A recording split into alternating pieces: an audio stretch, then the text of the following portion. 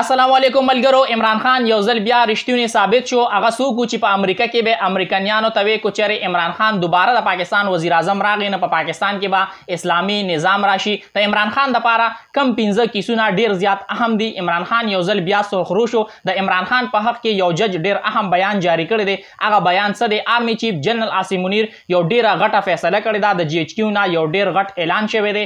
هغه اعلان څه دی؟ نواز شریف په پاکستان ته کله راځي او کو چېرې پاکستان کې ماشاءالله نه د پاکستان عدلیه بس کردار ادا کوي. د حواله سره چیف جسټس اف پاکستان یو ډیر اهم اعلان کړی دی. هغه اعلان څه دی؟ دا ټول خبرې په دې نه ویډیو کې تاسو سره شریکوم. دا غي نه مخکې تاسو ټول مرګرو ته دا ریکوست دی دا ویډیو مخکې ملګرو سره ضرور شریک کړئ او تاسو خپل قیمتي رائے هم ما سره په کمنټ کې ضرور شریک کړئ. لاول راځو چې عمران خان څنګه رښتونی ثابت شو.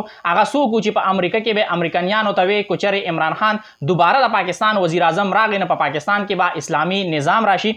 دوه ورځې مخکې عمران خان د سایفر حواله سره کم خطاب کړو. پاغه کې عمران خان دا ویلو چې جنرال باجوا حسین حقانی په امریکا کې هایر کړی دی چې الته امریکایانو ته وایي چې عمران خان د امریکای خلاف دی. نو اوس داغه یو ویډیو کلیپ چې دی په سوشل میډیا باندې ډیر زیات وایرل دی. دا خبر ما تاسو ته مخکې درکړو د نن نه واتم میاشتې مخکې. په هغه کې حسین حقانی چې دی په خپل باندې دا خبره کوي په خپل خولې باندې چې عمران خان د قرآنی آیاتونو حواله ورکوي او کو چېرې عمران خان دوباره د پاکستان وزیر اعظم راغی نه هغه په پاکستان کې اسلامي نظام راولي او ځکه هغه مونږ د دې عہدې نه لرې کو او دا خبره الته په امریکا کې یو ټي وي چینل سره گفتگو کول نه هغوی ته دا خبره کړې ده. نو اوس د دې خبرې نه عمران خان چې څه ویل هغه بالکل صحیح ثابت شو. هغه رښتونی ثابت شو چې الته حسین حقانی چې دی هغه د دې لپاره هایر شوی. بل اړخ ته عمران خان یو ځل بیا سرخرو شو.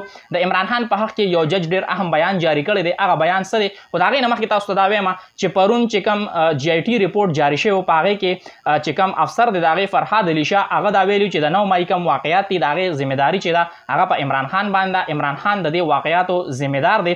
اوس د هغه څه تصاویر نون لیک سره او نواز شریف سره په سوشل میډیا باندې ډیر زیات زیرې ګردش دي. په هغه باندې تنقید کیږي چې هغه په دې کیس کې جانبدار او هغه چې کوم جانبداري د هغه نون لیک سره ده ځکه چې کوم تصاویر دي په سوشل میډیا باندې ډیر زیات وایرل دي او د حواله سره په دې فیصله باندې په هغه باندې ډیر زیات اعتراضات کیږي. خو اوس یو بل سیشن جج دی فرخ فرید بلوچ هغه د عمران خان په حق کې مخې ته راغلی دی. د عمران خان په حق کې دا بیان جاری کړی دی چې د 9 مای په اړه کې څومره مقدمات چې دي په عمران خان باندې شوي دي نه دا بې بنیاده دي او دا موسیقه حیز دي. د کې هیڅ حقیقت نشته. دا جعلي بیانات دي او دا صرف او صرف یو سیاسي انتقام دی. نه دې حوالې سره چې کوم 9 مای واقعیات دي نو په هغې کې عمران خان چې دی هغه بالکل سرخرو دی. د عمران خان دپاره کوم 15 کیسونه داسې دي چې هغه ډېر زیات اهم دي. په هغې کې لومبي د ټولو نه چې کوم غټ کیس دی هغه سایفر کیس دی. څنګه تاسو ته پته ده اعظم خان چې دې حوالې سره کوم بیان جاری کړی دی نو په هغې کې تاسو ته پته چې هغې نه پس دا کیس چې دی نو بالکل دوباره واپس راتازه شو. په دې باندې عمران خان چې کوم خپل موقف دی هغه هم ورکړی دی او اعظم خان چې دی القادر ټرسټ کیس کې پرون په نیب کې دې حوالې سره هم خپل بیان چې دی نو هغه ریکارډ کړی دی. توشاخانه کیس چې دی هغه ډیر زیات په تیزۍ سره مخکې روان دی او نن د عمران خان چې کوم توشاخانه کیس کې د حاضرین استثناء د هغې چې کوم درخواست دی هغه منظور کړی شو. عدت کې د نکاح کیس دا هم د عمران خان لپاره ډېر اهم دی. د 9 مای واقعیات چې دي هغې کې چې کوم مقدمات دي هغه هم د عمران خان لپاره ډېر زیات اهم دي او ټول نه اهم کیس چې دی هغه القادر ټرسټ کیس دی.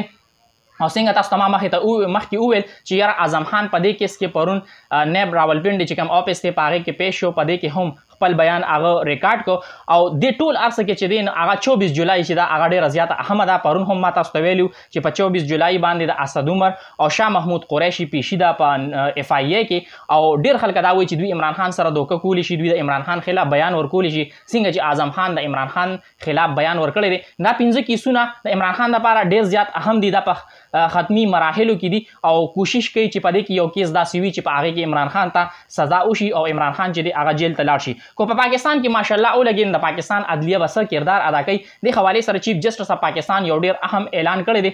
په سپریم کورټ کې د سویلین چې کوم ټرایل دی هغه په فوجي عدالتونو کې چلېدو حوالې سره درخواست شو او په هغې کې چیف جسټس اف پاکستان دا وویل کو چېرې پاکستان کې ماشاءالله ولګېدان د پاکستان عدلیه به په هغې کې مداخلت کوي موږ به په هغې کې مداخلت کوو او د هغې مخې ته به رکاوټ جوړېږو.